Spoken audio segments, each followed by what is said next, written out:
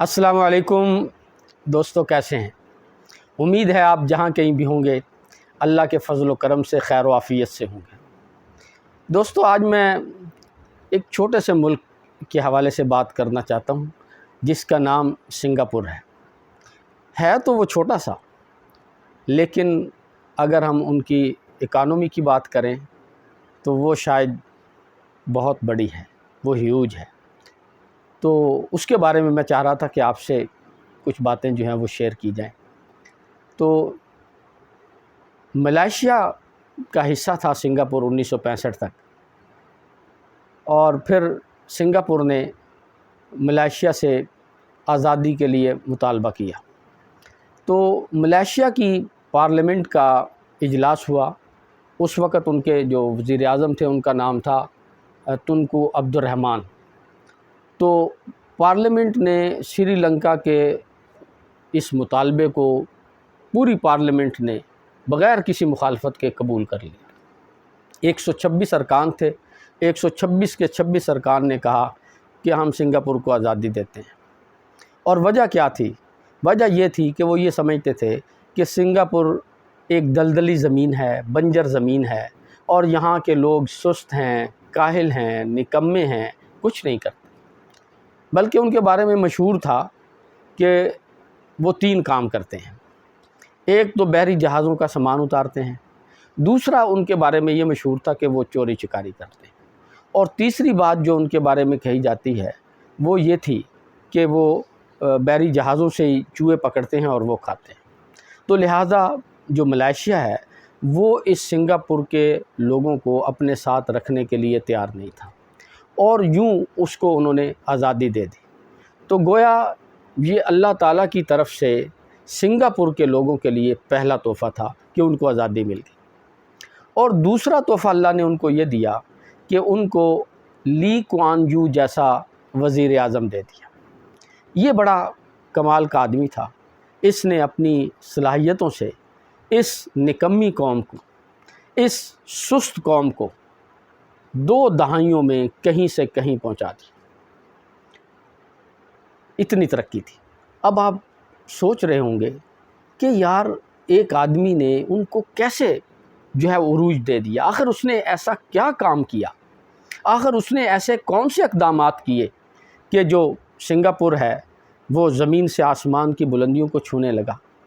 तो इसके हवाले से मैं आपसे ये बात शेयर करूँगा कि उसने बुनियादी तौर पे कुछ ऐसे स्टेप्स लिए जिससे वो कौम जो है, वो सुस्त लोग जो हैं वो तेज़ रौ बन गए, और उन्होंने ये साबित किया अक़वाम आलम पे और दुनिया पे कि जनाब अगर क़ुव्वत इरादी मज़बूत हो तो वसाइल ना भी हों तो तब भी तरक्की की जा सकती है। उन्होंने इस मिथ को भी जो है वो एक गलत साबित कर दिया कि तरक्की के लिए रकबा चाहिए, आबादी चाहिए, वसाइल चाहिए, ये सारी चीज़ें ज़रूरत हैं, लेकिन उन्होंने साबित किया कि इससे भी ज़्यादा ज़रूरत आगे बढ़ने का जज्बा होता है।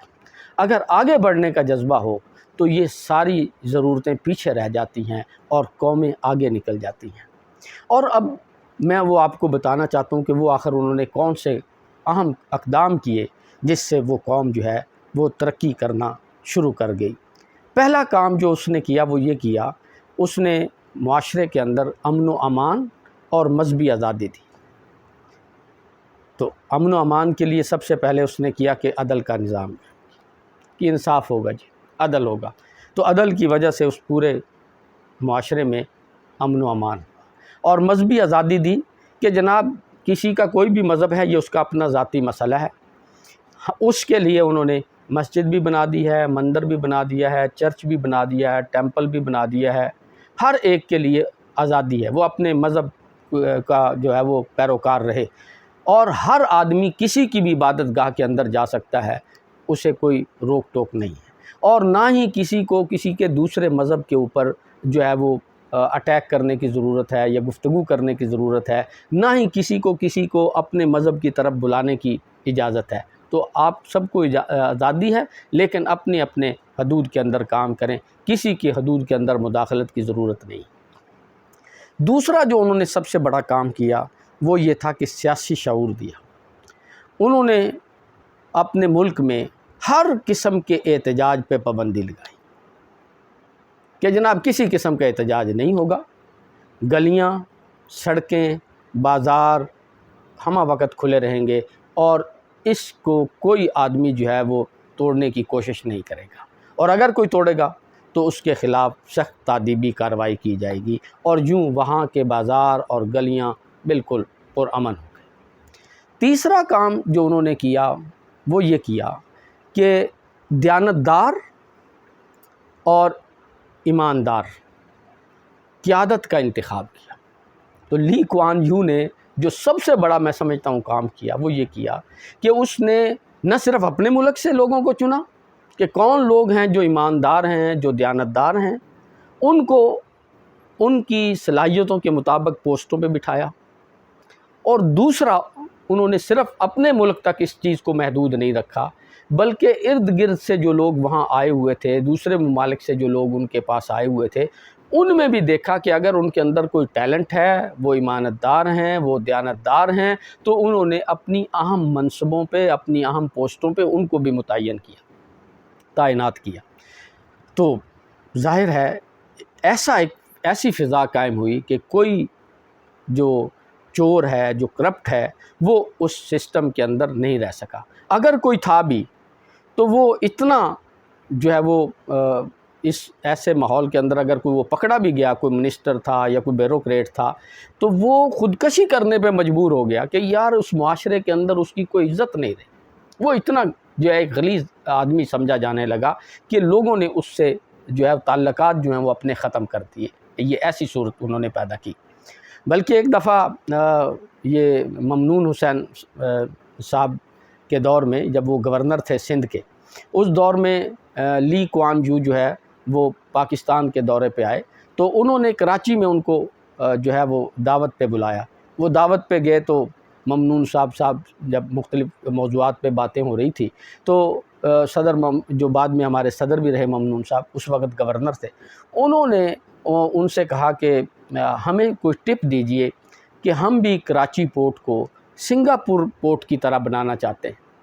تو اس پہ لی کوان یو جو ہے نا وہ بہت مسکرائے، ہنسے، اور پھر مسکراتے ہوئے کہنے لگے آپ سعید سے رابطہ کیجئے کہ سعید پاکستانی بھی ہے اور کراچی کا شہری بھی ہے، ہم نے سنگاپور پورٹ کو بنانے کے لیے اس سے مدد لی ہے۔ تو اس پہ گورنر ممنون حسین صاحب جو ہیں وہ کہتے ہیں کہ میں بہت شرمندہ بھی ہوا اور دیر تک اس کے منہ کی طرف دیکھتا رہا کہ دیکھیں ہمارے پاکستان کے لوگ جو ہیں وہ کہاں کہاں جا کے کس کس ملک کو ترقی دے رہے ہیں، اور ہم ہیں کہ ہم اس سے کوئی فائدہ جو ہے وہ حاصل نہیں کر رہے۔ اسی طرح جو ایک اور اہم کام کیا انہوں نے وہ یہ کیا کہ انہوں نے بزنس مین کے لیے، سرمایہ دار کے لیے، ہنرمند کے لیے اپنے ملک کو کھول دیا۔ یعنی کہ لی کوان یو نے ہر ایک کو آزادی دی کہ کوئی بھی آدمی کسی بھی ملک سے سنگاپور میں آ سکتا ہے، اگر اس کے پاس ہنر ہے، اس کے پاس سرمایہ ہے، وہ آئے، ہم اس کے سرمایہ کی حفاظت بھی کریں گے، ہم اس کی جو ہنرمندی کی قدر بھی کریں گے، وہ آئے اور یہاں کام کرے، اس کے لیے مکمل آزادی ہوگی اور اس کے سرمایہ کو کسی قسم کا کوئی خطرہ نہیں۔ بلکہ 1971 میں انڈیا سے ایک مشتاق احمد نام کے ایک آدمی سنگاپور گئے، اور وہاں انہوں نے المصطفیٰ کے نام سے ایک سٹور کھولا، جو آج جو ہے ایک کمپلیکس کی شکل اختیار کر چکا ہے، اور اس کا مالک جو ہے وہ کھربوں ارب جو ہے وہ کما چکا ہے۔ لیکن اس نے کیا کیا؟ اس نے ایک جائز منافع رکھ کے کاروبار کیا، اور لوگوں کو بھی کوالٹی دی اور جائز منافع رکھا، اور آج ترقی کرتے ہوئے دنیا کے یعنی کہ اس ملک کے امیر ترین لوگوں میں شمار ہوتا ہے۔ اور صرف وہ مشتاق ہی نہیں، اور بہت سارے لوگ بھی وہاں پہ گئے، اور وہاں پہ ایک کامیاب بزنس کے طور پہ جو ہے کامیاب بزنس مین کے طور پہ آج ان کو دیکھا جا سکتا ہے۔ اسی طرح انہوں نے ایک اور بہت کام کیا، وہ یہ تھی کہ وہاں کی تعلیم کی طرف توجہ دی، اور صرف تعلیم کی طرف توجہ نہیں دی بلکہ انہوں نے تعلیم کے ساتھ ہنر کو جوڑ دیا۔ کہ کوئی آدمی بھی اگر وہ پڑھا لکھا ہے یا پڑھ رہا ہے یا وہ کوئی جو ہے تعلیم حاصل کر رہا ہے تو اس کے ساتھ ساتھ اس کو کوئی نہ کوئی ہنر آنا چاہیے. تو اسکل بیس ایجوکیشن کی انہوں نے بنیاد رکھی. تو آج جتنے جو سنگاپور کے لوگ ہیں پڑھے لکھے، آج ان کی جو خواندگی کی شرح ہے وہ تقریباً 100% کے قریب ہے، یعنی کہ 96% ہے تقریباً. تو اس کا مطلب یہ ہے کہ 100% کے قریب ہے. اور وہ جتنے لوگ پڑھے لکھے ہیں وہ اس کے ساتھ ساتھ پڑھائی کے ساتھ ساتھ وہ اچھے ہنرمند بھی ہیں، خود بھی روزی کما رہے ہیں اور اپنے ملک کو جو ہے وہ بھی نفع پہنچا رہے ہیں.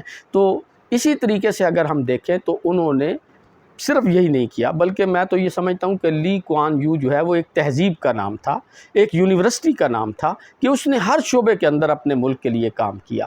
اور خصوصی طور پہ انہوں نے دیکھا کہ میرے ملک کے لوگ جو ہیں وہ ذرا شعور نہیں رکھتے، تو انہوں نے صفائی سے تہذیب کا جو ہے وہ آغاز کیا، ایک تہذیب و تمدن کا آغاز کیا. اور کہا کہ جناب پہلے تو ان کو ٹوائلٹ کا استعمال سکھایا جائے، اور پھر پورے ملک کے اندر انہوں نے مسلم جو شاور ہے اور ٹوائلٹ پیپر ہے اس کو جو ہے وہ نافذ العمل کر دیا کہ کوئی بھی کسی بھی مذہب سے تعلق رکھتا ہے وہ پاکیزگی کا خیال رکھے گا.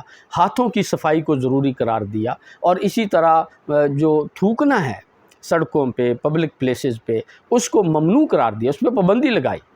اور آج بھی یہ قانون ہے کہ اگر کوئی سنگاپور کے سڑک پہ کوئی تھوکتا ہوا، کوئی جو ہے وہ چیوئنگ گم چباتا ہوا، کوئی سگریٹ پیتا ہوا اگر نظر آ جائے تو وہ سیدھا جیل میں جائے گا.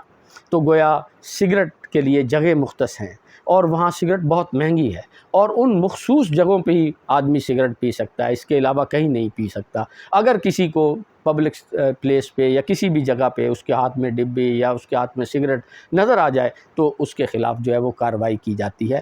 تو اسی طریقے سے اگر آپ دیکھیں تو میں حیران رہ گیا کہ اور انہوں نے کام کیا، اور وہ یہ تھا کہ وہ تھا ان کا انفراسٹرکچر ڈیولپ کیا کہ وہاں پہ پل بنائے، میٹروز بنائیں، بڑی بڑی جو ہیں وہ کھلی شاہراہیں بنائیں. اور یہ ایشیا میں سب سے پہلے اگر کسی ملک نے کام کیا تو وہ یہ سنگاپور تھا. تو اسی طرح وہاں پہ انہوں نے پانی کی جو ذمہ داری ہے، یہ دیکھیں یہ کتنا آج ہم پانی کر رہے ہیں، تو پانی کی ذمہ داری حکومت نے خود اپنے ذمہ لی، اور ہر فرد تک، میں تو سمجھتا ہوں کہ ہر ٹوٹی تک، ہر نل تک گھر کے، وہ بے شک آپ کی کچن کا نل ہے، آپ کے واش روم کا نل ہے، ہر جگہ تک صاف پانی پہنچایا. ابھی ان کے پچھلے ایک ILO کی کانفرنس ہوئی، اور اس کانفرنس میں 48 ممالک کے وفود نے شرکت کی، لیکن کسی کی ٹیبل کے اوپر منرل واٹر کی بوتل نہیں تھی. لوگ نل سے ٹونٹی سے پانی بھرتے تھے، جگ بھرتے تھے، جگ، اور ٹیبل پہ رکھ دیتے تھے. تو گویا وہ ٹوٹی سے جو پانی نکل رہا ہے وہ صدر بھی پی رہا ہے، وہ وہاں کا عام فرد بھی پی رہا ہے، اور وہ صحت کے تقاضوں کے مطابق ہے، اسے کہیں اچھے پانی کی تلاش کے لیے جانے کی ضرورت نہیں ہے. تو یہ وہاں پہ لے کے آئے. اسی طریقے سے اگر آپ وہاں جائیں تو وہاں بجلی اور گیس کی لوڈ شیڈنگ کا تصور بھی نہیں، آپ تصور بھی نہیں کر سکتے کہ وہاں بجلی اور گیس کی لوڈ شیڈنگ ہو سکتی. ہاں یہ ضرور ہے، کفایت شاری ہے. یہ نہیں ہو سکتا کہ فضول پنکھے چل رہے ہیں، فضول لائٹیں جل رہی ہیں، اس کو وہ گناہ سمجھتے ہیں، بند کر دیتے ہیں. تو آپ یہ دیکھیں کہ ایک قوم جو کہ جس کے بارے میں نے بتایا کہ جن کے اخلاقی خد و خال یہ تھے، جن کے تعلیمی خد و حال اور حالات یہ تھے کہ وہ جناب چوری چکاریاں کرتے تھے، سست سمجھا جاتا تھا، جن کو حکومتیں جو ہیں وہ اپنے آپ سے الگ کرنے کے لیے تیار بیٹھی تھی، آج وہ دنیا کی ایک اکانومی کے لحاظ سے مالیاتی طور پہ دیکھیں تو ایک بڑے ملک کے اندر اس کا جو ہے وہ آج شمار ہوتا ہے. آج وہ 683 مربع کلومیٹر 683 مربع کلومیٹر امیجن کریں، شاید اسلام آباد سے بھی چھوٹی، اسلام آباد کے رقبے سے بھی شاید چھوٹی وہ ریاست، جس کی آبادی بھی صرف اس وقت جو ہے وہ تقریباً 60 لاکھ کے قریب ہے، یعنی کہ 57 لاکھ کے قریب ہے. اس آبادی کی جو اس وقت مالیاتی ذخائر ہیں وہ $250 بلین ہیں، $250 بلین.